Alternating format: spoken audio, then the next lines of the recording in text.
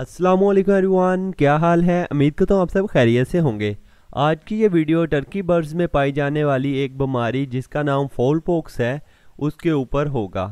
इस वीडियो में आपको मुकम्मल तौर पे बताऊंगा कि अगर आपके बर्ड के किसी परिंदे को फाउल पॉक्स हो जाता है यानी कि चीचक की बीमारी हो जाती है तो उससे कैसे बचा जाए और उसका इलाज क्या है। सबसे पहले तो मैं आपको बताता हूँ फाउल पॉक्स होता क्या है।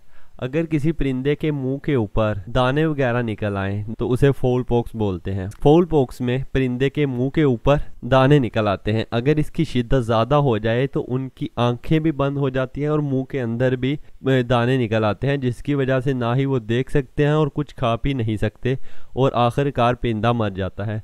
सबसे पहले तो आपने ये करना है कि टूथपेस्ट ले लेनी है जो कि आम रूटीन में हम दांतों को ब्रश करने के लिए यूज़ करते हैं।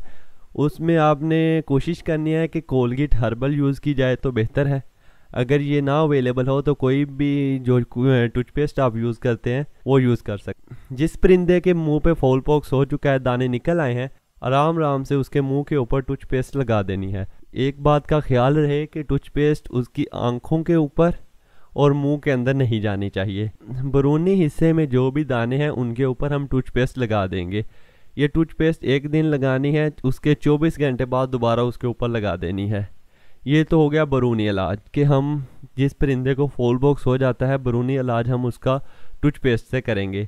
टूथपेस्ट का फ़ायदा ये होता है कि जो परिंदे के अंदर जलन हो रही होती है उस दाने की वजह से वो कम हो जाती है, उसकी जलन नहीं होती उस दाने की वजह से। और दूसरा कि उसके ऊपर दोबारा मच्छर नहीं काटता। फाउल पॉक्स की एक बड़ी वजह मच्छर के काटने की भी है कि मच्छर जब काटता है तब ही परिंदे को फाउल पॉक्स होता है।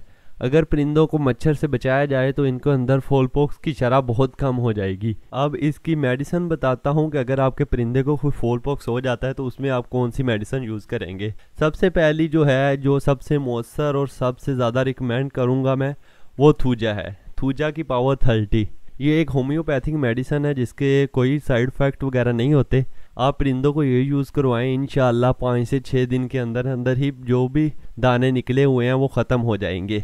आपने जो थूजा मेडिसिन है यूज़ इस तरह करनी है कि आपने 1 लीटर पानी के अंदर 8 से 10 कतरे 1 लीटर पानी के अंदर 8 से 10 कतरे थूजा के डाल देने हैं और ये पानी परिंदों को प्रोवाइड कर देना है। जब ये परिंदे पानी पिएंगे, ये जो थूजा है वो परिंदे के अंदरूनी तरफ से बीमारी को कवर करने में उसकी मदद करेगी। आपने 8 घंटे का पानी चलाना है का, और जो अगले 8 घंटे हैं दोबारा जब 8 घंटे पानी देने के बाद दोबारा पानी चेंज करना है, उसमें आपने सेप्ट्रान डालना है। सेप्ट्रान यही लेना है जो आपको स्क्रीन पे शो हो रहा है, सेम लेना है। इसका स्क्रीनशॉट भी ले सकते हैं जाके मेडिकल स्टोर वाले को दिखा के, सेम ही लेना है। इसको डालना है 5 सीसी 1 लीटर में। 5 सीसी सिरप 1 लीटर में डाल के परिंदों को प्रोवाइड कर देना है। पहले एक पानी देना है थूजा का, उसके बाद दूसरा पानी देना है सेप्ट्रान का। अगर ये दोनों चीज़ें आप यूज़ करवाते हैं इंशाल्लाह 5 से 6 दिन के अंदर अंदर परिंदा बिल्कुल सही हो जाएगा। जो टूथपेस्ट है आपने 24 घंटे बाद लगा देनी है। चीचक कोई इतनी ज़्यादा ख़तरनाक बीमारी नहीं है अगर इसका इलाज किया जाए। चीचक एक ख़तरनाक बीमारी है लेकिन इससे आसानी के साथ बचा जा सकता है अगर एहतियाती तदाबीर को ध्यान में रखा जाए। जैसा मैंने बोला है, अगर आप इन स्टेप्स को फॉलो करते हैं तो इंशाल्लाह आपका एक भी परिंदा ज़ाया नहीं होगा, सब के सब ही इन सेहतयाब हो जाएंगे। इसके अलावा अगर आपको मेरी कोई मदद की ज़रूरत हो, किसी बात की समझ ना लग रही हो, तो मेरा व्हाट्सएप नंबर आपको स्क्रीन पे शो हो रहा होगा, आप मुझसे रब्ता कर सकते हैं। इसके अलावा किसी भी भाई को टर्की बर्ड्स के बच्चे वगैरह चाहिए हो तो वो मुझसे रब्ता कर सकते हैं, मेरे पास अवेलेबल हैं फॉर सेल के लिए। नेक्स्ट वीडियो तक के लिए अल्लाह हाफ़िज़।